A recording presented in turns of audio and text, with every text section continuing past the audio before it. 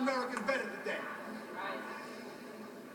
We'll look at what took place in this country. Congressman Greg Meeks on the floor of the House. Now, again, these live pictures coming from Periscope. Manu Rogers, our senior political reporter. What's going on, Manu?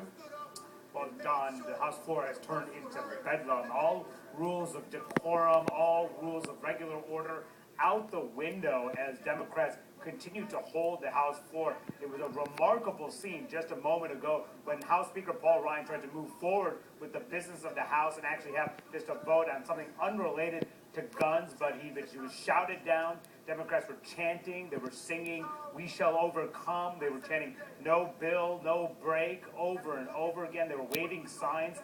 It didn't seem like a legislative body. It seemed like a rock concert. And they were trying to make their point. They were trying to push for a vote on some sort of gun control measure. But I can tell you, Don, that Republicans are not giving in. I talked to Peter King of New York, congressman who actually supports one of the bills that Democrats are pushing for to deny terrorist suspects on the no-fly list the ability to buy a gun. But he said that Paul Ryan should not give in to these tactics, these bullying tactics. He said this is not something that he would agree with. So clearly, while Democrats may want to push for a vote, it may be having the opposite effect. And we're almost seeing more partisan gridlock here. Yeah, okay, Manu, I want you to stand by. We're going to need you throughout the hours here on CNN. I want to get now to Congressman Steve Israel on the phone, part of this. Congressman Israel, thank you so much for joining us. And I need to tell you that my political panel is here with me. Mark Preston, Gloria Borger, Dana Bash, David Callion. They will be chiming in to ask you questions as well. But take us there. What's going on? What's the point here? Well, the point is to get a vote on a no-fly, no-buy bill before Congress goes on vacation on Friday.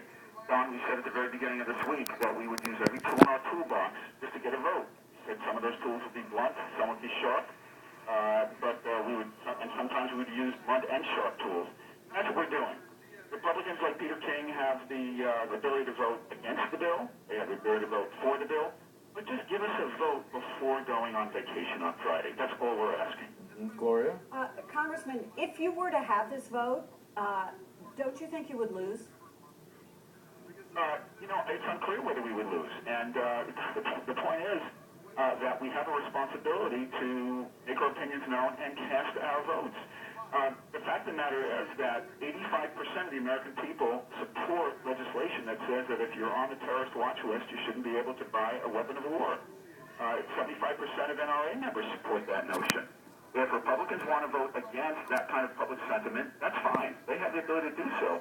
But we're at least owed the opportunity to cast that vote. So far, the Senate had 4 votes this week.